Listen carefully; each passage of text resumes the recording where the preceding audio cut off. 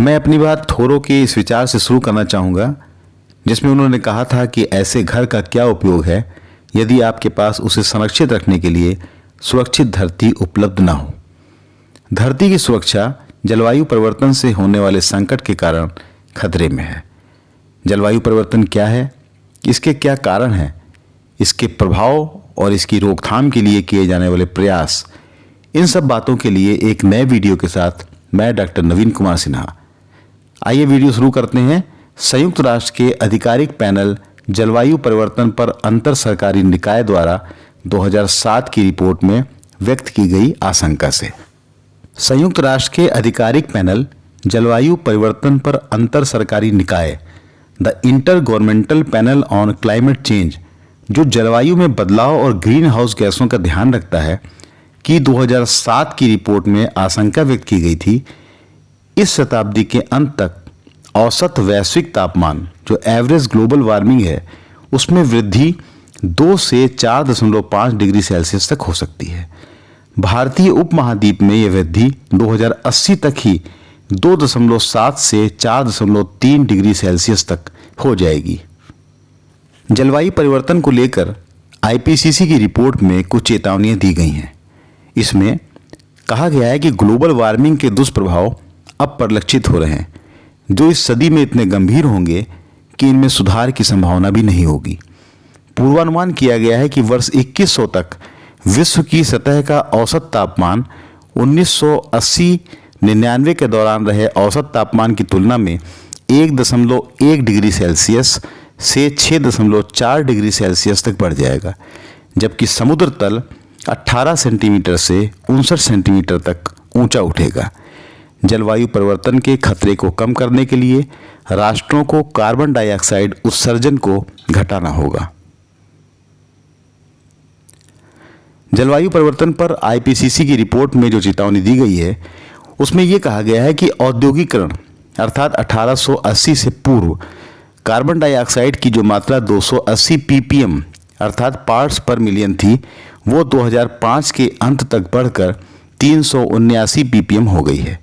इसी प्रकार से औद्योगिकरण से पूर्व मीथेन की मात्रा 715 ppb के मुकाबले 2005 के अंत तक बढ़कर 1774 ppb हो गई है। नाइट्रस ऑक्साइड की सांद्रता औद्योगिकरण से पूर्व 270 ppb थी जो 2005 के अंत तक बढ़कर 339 ppb हो गई है। समुद्री जल स्तर में वृद्धि अगर देखा जाए तो 1961 के मुकाबले 2003 में औसत रूप से 1.8 मिलीमीटर हुई है। पिछले 100 वर्षों में अंटार्कटिका के तापमान में 2 गुनी वृद्धि हुई है तथा अंटार्कटिका के बर्फीले क्षेत्रफल में कमी आई है। मध्य एशिया, उत्तरी यूरोप और दक्षिण अमेरिका आदि में वर्षा में वृद्धि हुई है। भूमध्य सागर, दक्षिण एशिया तथा अफ्रीका में सूखे में वृद्धि दर्ज की गई है। समस्त विश्व के पास ग्रीन हाउस उत्सर्जन कम करने के लिए केवल 10 वर्ष का समय है। यदि ऐसा नहीं होता है तो संपूर्ण विश्व को इसका गंभीर परिणाम भुगतना पड़ेगा। भारत में गैसों का उत्सर्जन और जलवायु परिवर्तन यदि देखा जाए तो विश्व की कुल जनसंख्या की 17% आबादी भारत में है, लेकिन ग्लोबल ग्रीन हाउस गैसों के कुल उत्सर्जन का केवल 4% भारत में होता है। भारत एक वृहत विकासशील राष्ट्र है जहां करोड़ों लोग सीधे तौर पर जलवायु संवेदनशील क्षेत्रों जैसे कृषि, जंगल एवं मछली आदि व्यवसाय से जुड़े हुए हैं तथा प्राकृतिक क्षेत्रों जैसे जल, जैव विविधता तथा घास के मैदानों इत्यादि पर निर्भर हैं। अब हम लोग चर्चा करते हैं जलवायु परिवर्तन क्या है। जलवायु एक लंबे समय में या कुछ वर्षों में किसी स्थान का औसत मौसम है और जलवायु परिवर्तन इन औसत परिस्थितियों में बदलाव है। सामान्य भाषा में पृथ्वी की वातावरणीय प्रवृत्तियों में होने वाले असहज परिवर्तन ही जलवायु परिवर्तन कहलाते हैं। ऐसे परिवर्तन प्राकृतिक और मानवीय दोनों कारकों की देन है। जब किसी क्षेत्र विशेष के औसत मौसम में परिवर्तन आता है तो उसे जलवायु परिवर्तन कहते हैं। जलवायु परिवर्तन किसी स्थान विशेष क्षेत्र में भी महसूस किया जा सकता है और संपूर्ण विश्व में भी। वर्तमान में इसका प्रभाव लगभग संपूर्ण विश्व में देखने को मिल रहा है। तापमान और मौसम के पैटर्न में लॉन्ग टर्म बदलाव को जलवायु परिवर्तन कहते हैं। अब हम लोग बात करेंगे मौसम की। कभी कभी अक्सर जलवायु और मौसम इन दोनों के बीच में अंतर कर पाना कठिन हो जाता है, लेकिन इन दोनों में ही अंतर है। मौसम में परिवर्तन आम बात है। प्रतिवर्ष 3 मौसम ठंड, गर्मी और बारिश का अनुभव किया जाता है।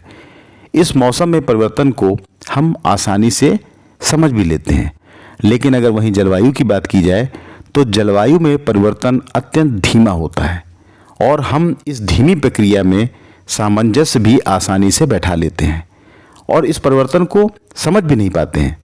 परंतु ये जलवायु में हुआ परिवर्तन पृथ्वी और इस पर उपस्थित जीवों के लिए अत्यंत खतरनाक होता है। जलवायु परिवर्तन के 2 कारण हैं।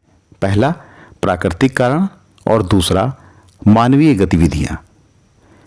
प्राकृतिक कारणों में ज्वालामुखी विस्फोट का कारण है। अगर देखा जाए तो ज्वालामुखी विस्फोट से काफ़ी मात्रा में सल्फर डाइऑक्साइड, पानी, धूल कण, राख के कणों का वातावरण में उत्सर्जन होता है। यह काफ़ी लंबे समय तक जलवायु को प्रभावित करता है। गैस और धूल के कण सूर्य की किरणों का मार्ग अवरुद्ध कर देती है और फलस्वरूप वातावरण का तापमान कम हो जाता है। प्राकृतिक कारणों में दूसरा कारण है समुद्र की धाराएं। सागर जलवायु का एक प्रमुख भाग है। वे पृथ्वी के 71% भाग पर फैला हुआ है। जलवायु को संतुलित रखने में सागरों का बहुत बड़ा योगदान होता है। पृथ्वी के 71% भाग में समुद्र है, जो वातावरण तथा जमीन की तुलना में 2 गुना सूर्य का प्रकाश अवशोषित करता है। समुद्री तरंगों के माध्यम से संपूर्ण पृथ्वी पर काफ़ी मात्रा में ऊष्मा का प्रसार होता है। सागर कार्बन डाइऑक्साइड का सबसे बड़ा सिंक है। वायुमंडल की अपेक्षा 50 गुना अधिक कार्बन डाइऑक्साइड समुद्र में होती है। प्राकृतिक कारणों में धरती का झुकाव भी एक कारण है जो जलवायु परिवर्तन का कारण बनता है। धरती 23.5 डिग्री के कोण पर अपनी कक्षा में झुकी हुई है और इसके इस झुकाव में परिवर्तन से मौसम में परिवर्तन होते हैं। अधिक झुकाव का अर्थ अधिक गर्मी और अधिक सर्दी, और कम झुकाव का अर्थ है कम गर्मी और साधारण सर्दी। प्राकृतिक कारणों में महाद्वीपों का खिसकना भी एक कारण है जलवायु परिवर्तन के लिए। जो महाद्वीप हैं वो सब पृथ्वी की उत्पत्ति के साथ ही बने थे। इनका खिसकना निरंतर जारी है। इस प्रकार की हलचल से समुद्र में तरंग और वायु प्रवाह उत्पन्न होता है। इन बदलाव से जलवायु में परिवर्तन होता है। अब हम लोग देखेंगे मानवीय गतिविधियां जो जलवायु परिवर्तन के लिए कारक हैं। विशेषकर 1800 के दशक से जितनी तेजी से जलवायु परिवर्तन हो रहा है उसके लिए मानव क्रियाएं सर्वोपरि दोषी हैं। घरेलू कार्यों, कारखानों और परिचालन में मानव तेल, गैस और कोयलों का प्रयोग करते हैं, जिसके कारण जलवायु पर प्रतिकूल प्रभाव पड़ता है। कई ऐसे मानवीय कारण हैं जिनके फलस्वरूप पर्यावरण में ग्रीन हाउस गैसों का स्तर बढ़ रहा है, जिसके फलस्वरूप जलवायु में परिवर्तन भी हुए हैं और वो ग्लोबल वार्मिंग का बहुत बड़ा कारण है। इनको नियंत्रित करके हम पृथ्वी के अस्तित्व और भविष्य में होने वाली कठिनाइयों से स्वयं को बचा सकते हैं। जलवायु में परिवर्तन के लिए जो मानवीय गतिविधियां उत्तरदायी हैं उसमें पहला है जीवाश्म ईंधन का प्रयोग। तेजी से जलवायु परिवर्तन का कारण मानवीय क्रियाएं हैं, जिसमें घरेलू कार्य, कारखाने और परिचालन हेतु प्रयुक्त जीवाश्म ईंधन का प्रयोग मुख्य है। जब ये जीवाश्म ईंधन जलते हैं तो उनसे ग्रीन हाउस गैसें निकलती हैं, जिसमें सबसे अधिक मात्रा कार्बन डाइऑक्साइड की होती है। इन गैसों की सघन मौजूदगी के कारण सूर्य का ताप धरती से बाहर नहीं जा पाता है और ऐसे में ये धरती का तापमान बढ़ा देती हैं। जीवाश्म ईंधन जैसे कोयला, तेल व गैस के जलने से हीट ट्रेजिंग गैस निकलती है। इसके अधिक प्रयोग से बहुत अधिक मात्रा में कार्बन डाइऑक्साइड पर्यावरण में मुक्त हो रही है और ग्रीन हाउस गैस का उत्सर्जन हो रहा है। कार्बन डाइऑक्साइड में वृद्धि जलवायु परिवर्तन के लिए एक बहुत बड़ा कारण है, लेकिन यहाँ पे ये भी कहना होगा कि कार्बन डाइऑक्साइड व्यक्ति के जीवों के अस्तित्व के लिए जरूरी भी है। जर्मनी में म्यूनिख विश्वविद्यालय के प्रोफेसर डॉक्टर हराल्ड लेस कहते हैं कि किसी भी जीवनधारी ग्रह पर कार्बन डाइऑक्साइड का होना अनिवार्य है। यह कोई संयोग नहीं है, शर्त है। कार्बन डाइऑक्साइड का अणु अपने आप में कतई बुरा नहीं है, अच्छा भी नहीं है, वह तो सिर्फ एक अणु है। हमें यह जानना चाहिए कि उसके काम क्या हैं। उसका एक मुख्य काम यह है कि वह सूर्य की रोशनी में छिपी गर्मी को सोख लेता है। जीवाश्म ईंधन वर्षों पहले बना प्राकृतिक ईंधन है, जैसे पेट्रोल, डीजल आदि। ये सीमित मात्रा में है। इसके उपयोग से वायु प्रदूषण के साथ पृथ्वी का तापमान बढ़ता है। इस कारण कई स्थानों में बर्फ पिघलती है, जिससे पर्यावरण का संतुलन बिगड़ जाता है और कुछ स्थानों पर अधिक बारिश होती है और कुछ स्थानों पर सूखे की स्थिति बनती है। यह ऊर्जा का नवीकरण स्रोत नहीं है। ऊर्जा के नवीकरण स्रोत प्रदूषणकारी नहीं होते हैं तथा इनके स्रोत समाप्त भी नहीं होते हैं। ये पर्यावरण के अनुकूल होते हैं। ऊर्जा के नवीकरण स्रोतों में सौर ऊर्जा, पवन ऊर्जा, जल विद्युत ऊर्जा तथा जैव ईंधन जैसे कृषि अवशेष, लकड़ी, कोयला, गोबर, पुआल आदि से प्राप्त ऊर्जा आदि होते हैं। जलवायु परिवर्तन में मानवीय गतिविधियों में ग्लोबल वार्मिंग एक बहुत बड़ा कारण है। 19वीं शताब्दी की तुलना में धरती का तापमान लगभग 1.2 डिग्री सेल्सियस अधिक बढ़ चुका है और वातावरण में कार्बन डाइऑक्साइड की मात्रा में भी 50% तक की वृद्धि हुई है। जलवायु परिवर्तन के नुकसान से बचने के लिए अपने क्रियाकलापों में तापमान वृद्धि के कारकों को नियंत्रित करना होगा तथा ऐसे उपाय अपनाने होंगे जिससे ताप वृद्धि धीमी हो।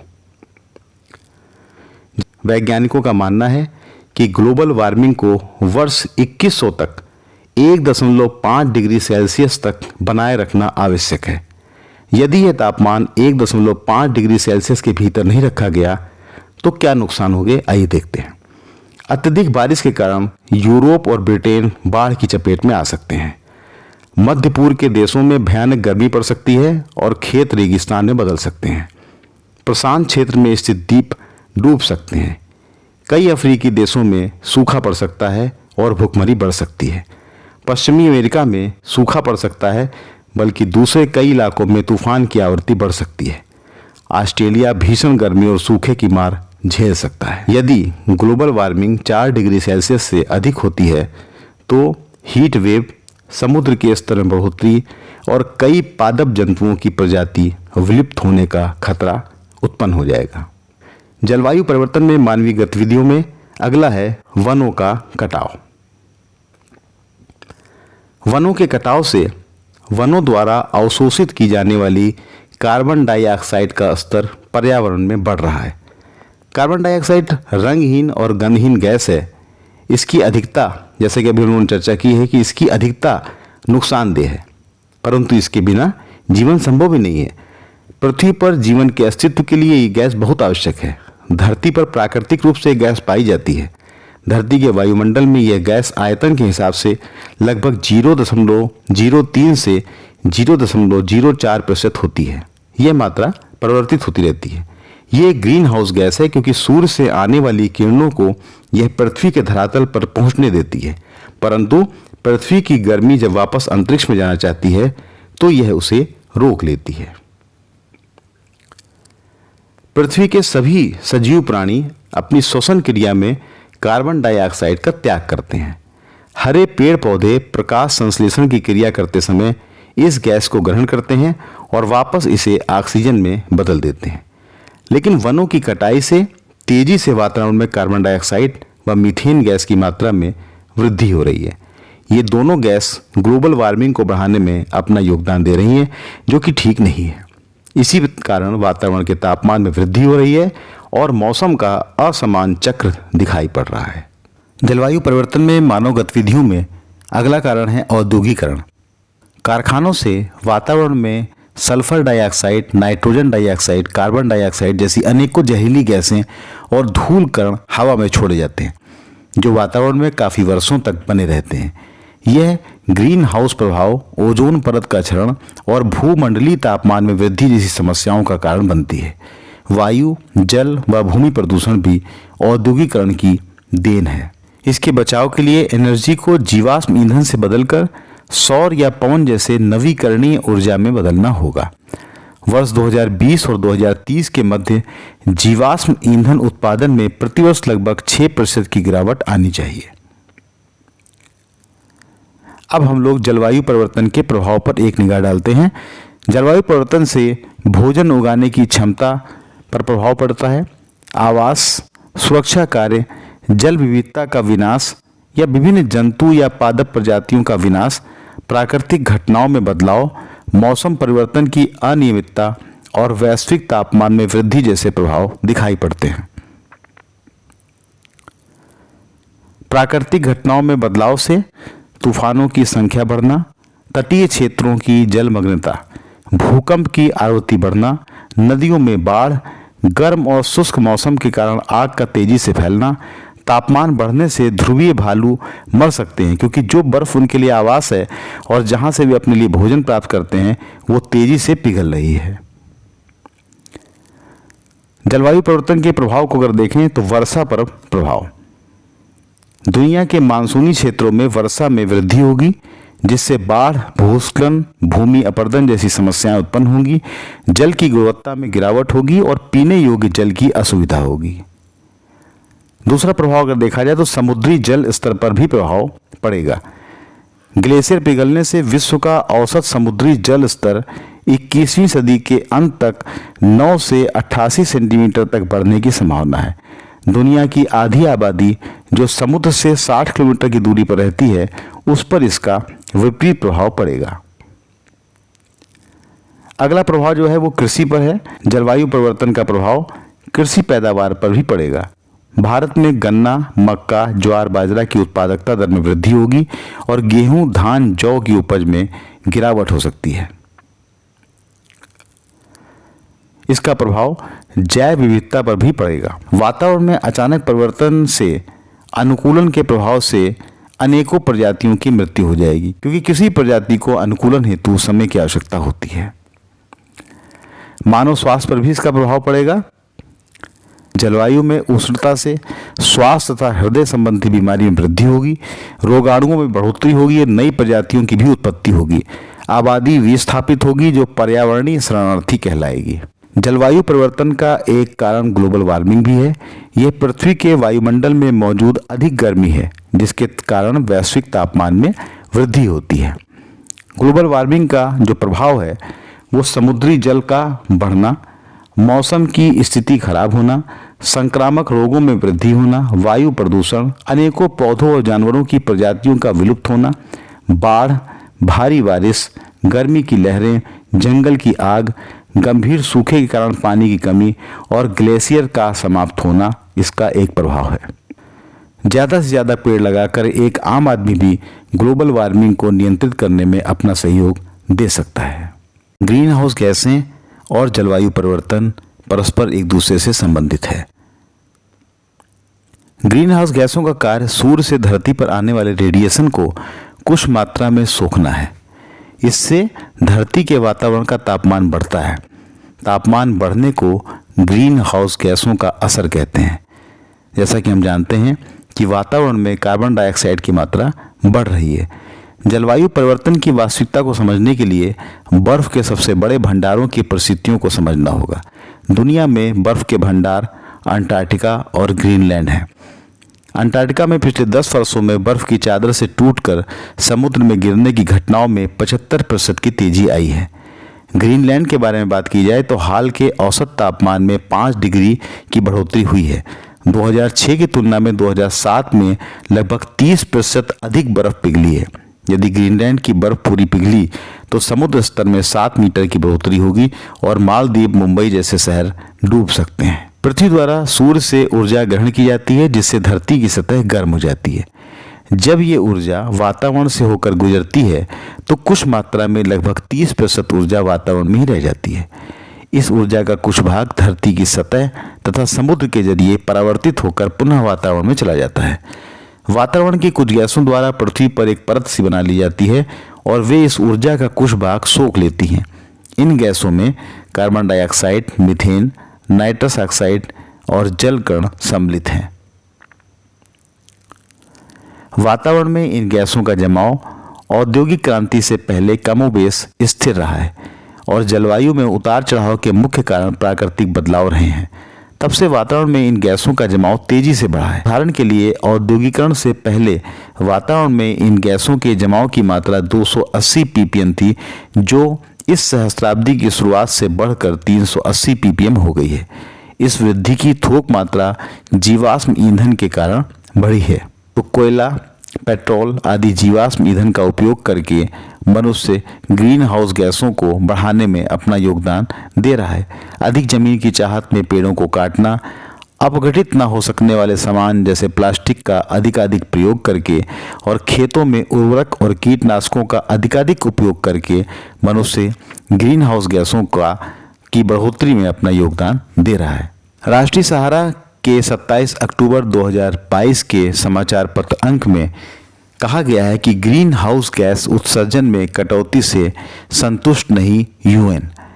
संयुक्त राष्ट्र की एक नई रिपोर्ट में कहा गया है कि विभिन्न देश वैश्विक ग्रीन हाउस गैस उत्सर्जन में कटौती के लिए प्रयास कर रहे हैं, लेकिन ये प्रयास सदी के अंत तक वैश्विक तापमान वृद्धि को 1.5 डिग्री सेल्सियस तक सीमित करने के लिए पर्याप्त नहीं है।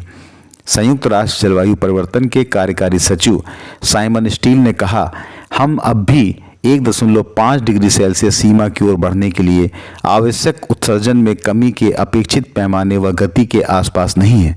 इस लक्ष्य को बनाए रखने के लिए राष्ट्रीय सरकारों को अपनी जलवायु कार्य योजनाओं को मजबूत बनाने की आवश्यकता है।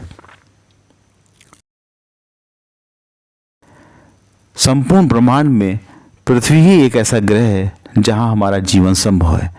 वायुमंडल ठोस, द्रव्य और गैस के कणों से मिलकर बना हुआ है। हमारी पृथ्वी चारों ओर वायुमंडलीय कवच से घिरी हुई है। यह कवच दिन में सूर्य की तेज पराबैंगनी किरणों से हमारी रक्षा करता है और रात में पृथ्वी को ठंडी होने से बचाता है। वायुमंडल में गैसों का प्रतिशत अगर देखा जाए तो नाइट्रोजन 78%, ऑक्सीजन 16%, कार्बन डाइऑक्साइड 0.03% और अल्प मात्रा में neon, hydrogen, methane, nitrous oxide आदि विद्यमान है। ओजोन हल्के नीले रंग की सक्रिय वायुमंडलीय गैस है। यह समतापमंडल में प्राकृतिक रूप से बनती है। यह ऑक्सीजन का ही रूप है। एक ओजोन अणु में 3 ऑक्सीजन परमाणु होते हैं। वायुमंडल में ओजोन का प्रतिशत अन्य गैसों की तुलना में कम है। ओजोन परत स्ट्रेटोस्फीयर के निचले भाग में पृथ्वी की सतह के ऊपर 10 किलोमीटर से 50 किलोमीटर की दूरी तक पाई जाती है। पिछले 20 वर्षों में आर्कटिक उत्तरी ध्रुव प्रदेश और अंटार्कटिक दक्षिणी ध्रुव प्रदेश से इस सुरक्षा कवच की मोटाई में कमी पाई गई है।